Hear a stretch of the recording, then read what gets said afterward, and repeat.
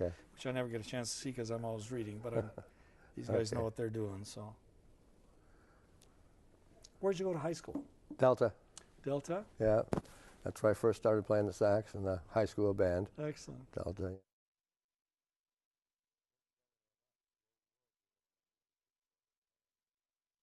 The opinions expressed on this program are those of the participants and do not necessarily reflect those of Cable 14, its sponsors, or its shareholders, Cogeco Cable, Shaw Cable, and Source Cable Limited.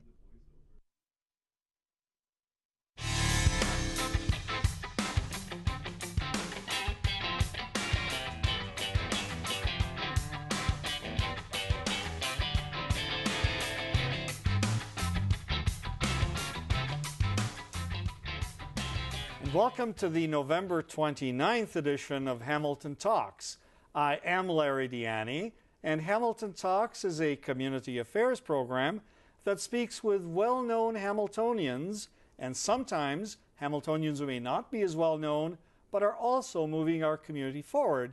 And we're very pleased tonight to be speaking with Sonny Del Rio. Sonny was born Dennis Grassley in Hamilton, Ontario, and he started playing tenor sax in a rock and roll band way back in 1957.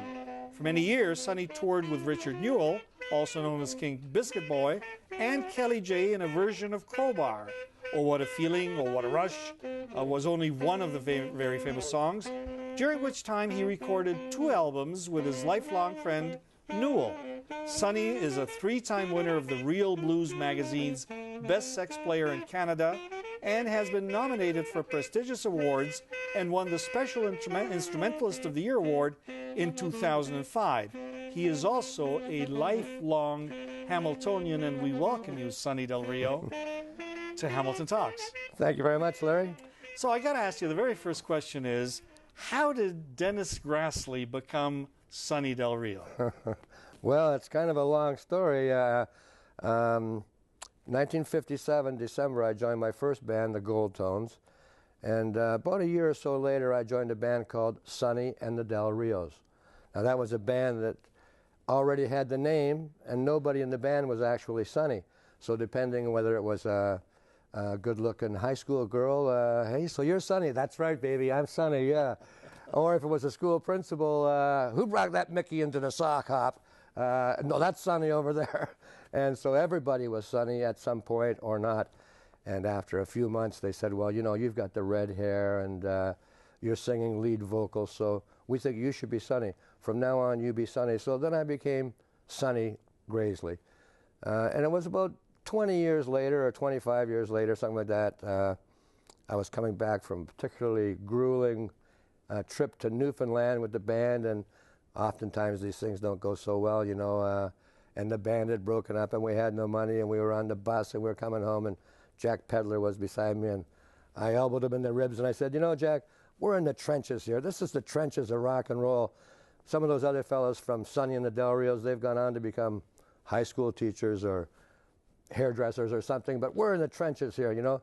Not only am I Sonny from Sonny and the Del Rios, I've absorbed the entire reality.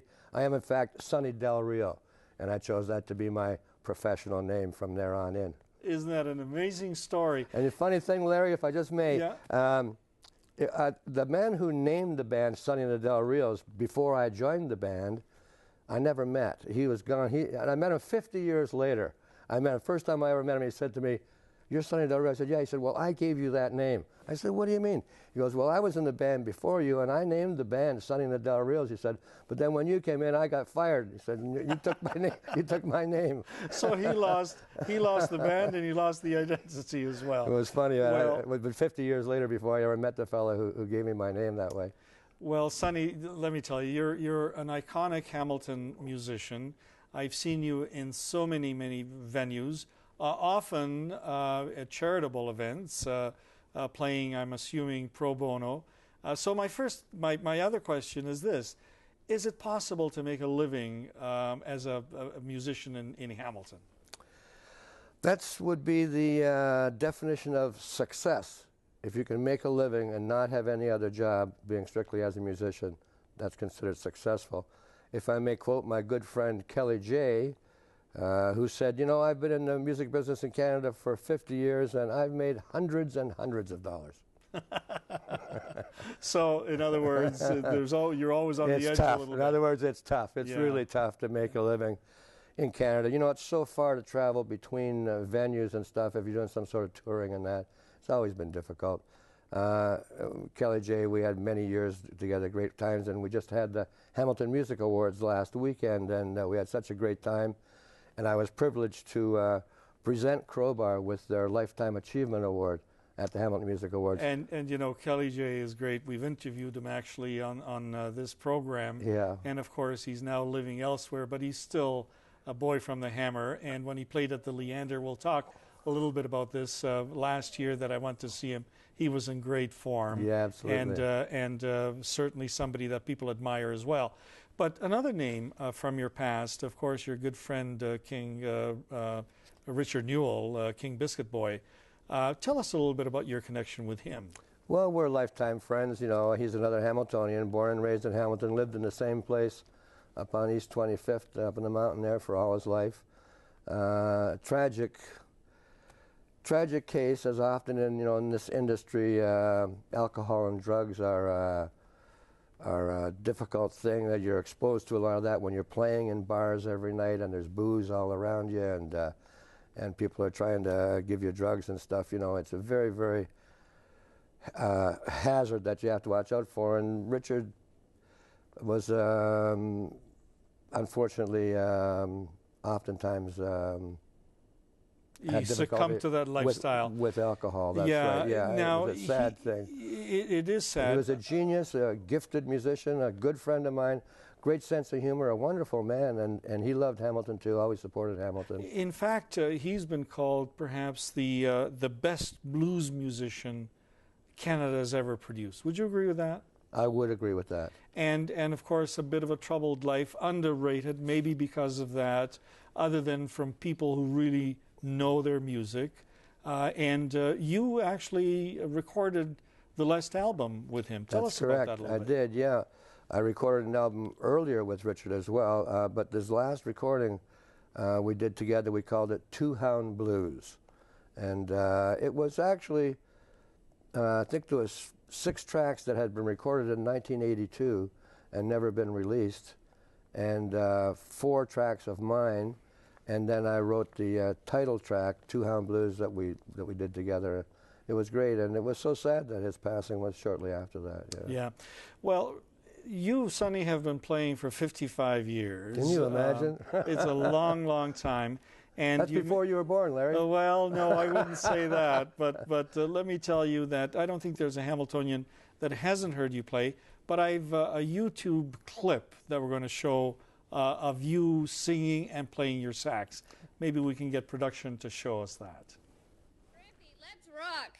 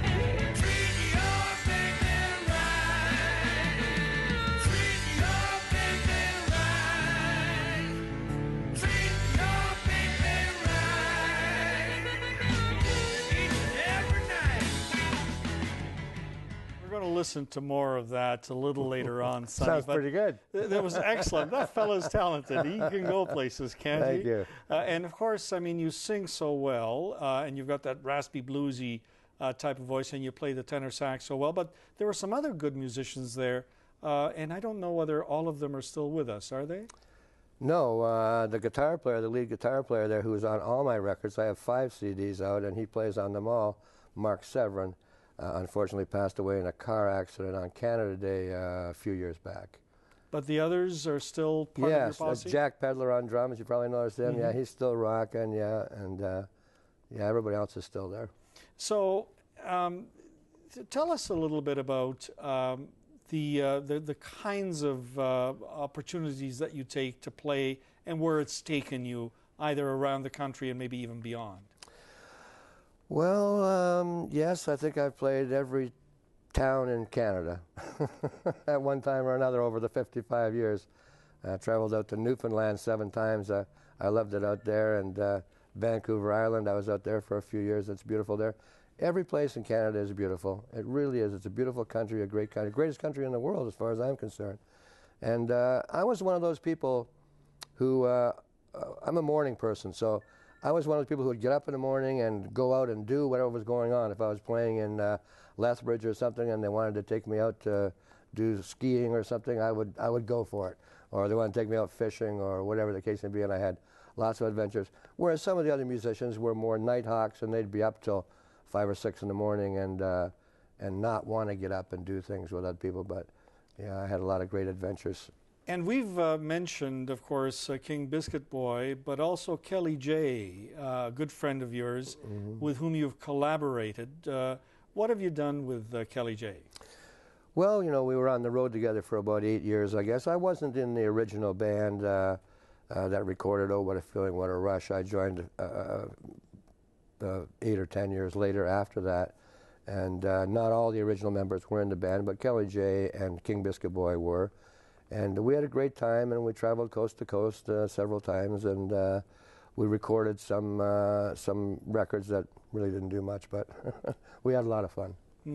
Yeah. And now, of course, you're involved in something at the Leander Boat Club, and we're going to show a poster about that in a second, but tell us about the venues in Hamilton that perhaps have gone now, but were very important to the music scene in this city. Yeah, the music scene was rocking back in the 60s and whatnot. You had Duffy's Tavern. You used to have to go downstairs. You had the Golden Rail, which became Bannister's later on. You had the Flamingo Tavern. I was fortunate enough to play the Flamingo Tavern in 1960. And Ronnie Hawkins, no, sorry,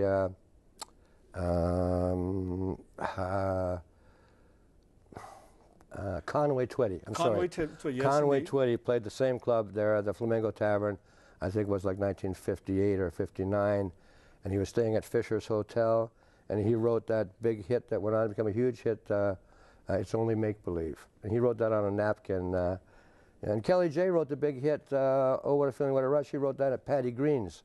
My God. Remember Patty Green's? That was another. And the part that begins the song, you know, ba ba da ba ba ba da. That was supposed to be a horn part, and they were saying, well, this is what the horns will play, but they never did get the horn part, and they just left the ba ba da ba in there. Well, but you know, you mentioned Ronnie Hawkins. I don't think you ever sang with him, did you? Although no, you I appeared never. on the same bill in Hamilton. The Summer Gardens in Port Dover, which is a very famous roller rink in Port Dover. All the big bands played there. Pop Ivy was a classic owner and operator manager of that place, and they had like Benny Goodman and Woody Herman and Duke Ellington and all the great Elvis Presley. I mean, everybody came through there, played there. Well, Southern Ontario and Hamilton had its share of the biggest stars in the world that played here. What happened to those days? Well, it's hard to say, Larry. You know, time changes, things change, and you know, I would never have believed in my lifetime that the Steel Company of Canada would close. When I was my younger days, there was 30,000 people working there, and I just could not possibly imagine that it would not be there one day. And here it is, it's not there.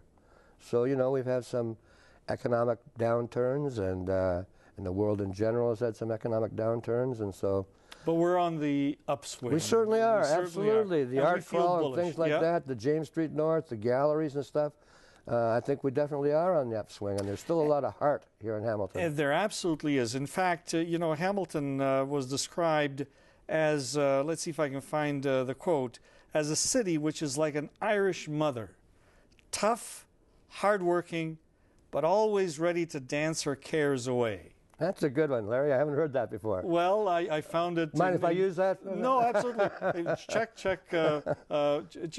Google it, because you'll find All it. It's in one of your websites as well, Okay, or at I least will. one that talks about you.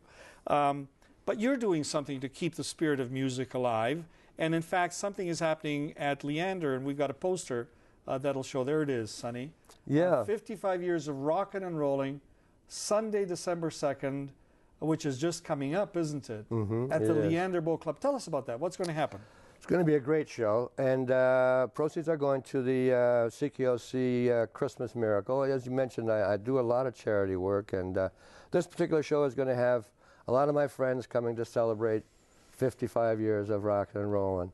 So who's going to come? Well, there's going to be Christopher Claus, a wonderful gentleman who does a lot of shows at James Street Baptist Church.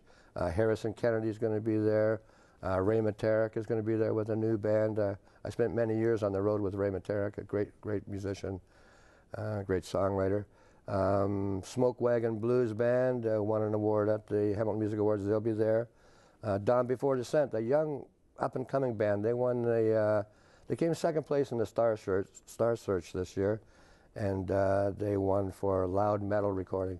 They're going to be performing as well. And Jude Johnson and Carl Horton, they always come. And all these people, you know, I did 10 years of Christmas shows, and everybody I act, in the whole 10 years, no one ever said no when I asked them to come and do it for free. Some people had touring obligations and couldn't make it, as like Tom Wilson, who's been there many years, and Ian Thomas, who was there many years. They can't make it this year because of touring schedules, but no one ever said no, and that's really quite amazing. And that's a great spirit of giving back to the community. Yeah, those Christmas shows, those 10 Christmas shows, started when I made that Christmas record back Well, talk about that, in because 2000. you featured the was then terrific. Mayor Bob Wade. What a fun time that was. That was just a fantastic time. And that's not the only mayor you've featured on your albums. Never me, but I've got a tin ear, so you've made a wise choice. A lot of there. people had tin ears. Yeah. You know, we got different celebrities to come and perform, oftentimes people who weren't singers, like Connie Smith, for instance. Lakin Alexander was on there. Boris Brott came and sang on there. It was fabulous. The record still gets out there. There was 20 different celebrities. Bob Wade and Bob Brattina. And Well, of course, Bob Brattina is a musician. we're longtime friends. We were in high school together. At that's Delta? That's where we both started, at Delta High School. We were both in the high school band. You know, Jason Farr, I think, is on the album as well. He is, And yeah. you know what they say about Bob Brattina? He's the best, as mayor, he's the best musician we've ever had. I'm not going to comment on that, Larry. He's a good friend of mine, and he is a wonderful musician. Yeah, absolutely. And you know, I really get a wonderful feeling at Christmas time. Now I've done so many Christmas shows for charity, and I have that Christmas record out. And I know that right now, people are digging that record out of their collection, dusting it off, and putting it on the turntable. Well, it's a CD, I guess, but they're wrapping their Christmas presents, and Bob Brattina is singing in the background and decorating the tree and all that. And I know there's 10,000 of those records out in the community, and the radio stations play it. So it really gives me a nice feeling to do that. Well, that's excellent. And let's remind folks again that December the 2nd, 55 years of rock and roll, and featuring, of course, Sonny Del Rio, but just a host of other talented musicians. That's right. What does it cost to get in? It's $20 at the door. And proceeds, part of the proceeds will go to the CKOC Christmas Miracle. That's right. Which raises funds for needy kids, That's among correct. others. Yes. And it's going to be just a great time. It is going to be a great time. It is going to be a wonderful time, and people should definitely come out. And at the Leander Boat Club, Which is a nice right room, in our waterfront. Yes, for sure. Well, Sonny, listen, I wish you luck, and I wish you many, many more years of very successful playing music in our community, Thank you. enlivening the spirit of this Irish mother of a city of ours. Thank you Sonny, very much. thanks very much. My And pleasure, Larry. We're going to sign off by listening to the rest of that song. All right. And I'm just going to thank people for watching this program again. And next week we're going to feature Graham Crawford. So tune in. We're going to be talking about casinos. Right now, let's enjoy Sonny Del Rio. John Lee Hooker and Sonny Boy Williamson. Bobby Blue Band told a Memphis Slim, and he told the Batman, I heard it from him.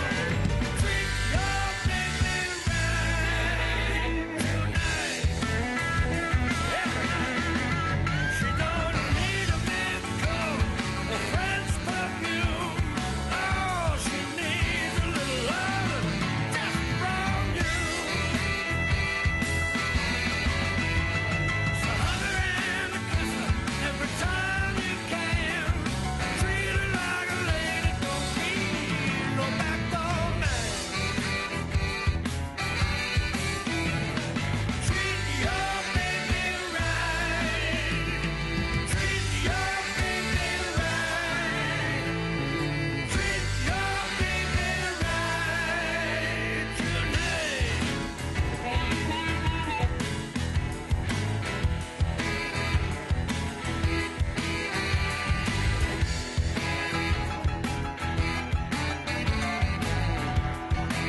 You know, I was in the Hammer just the other day. I bumped into an old friend of mine, Mr. Siegfried Muhammad Brown.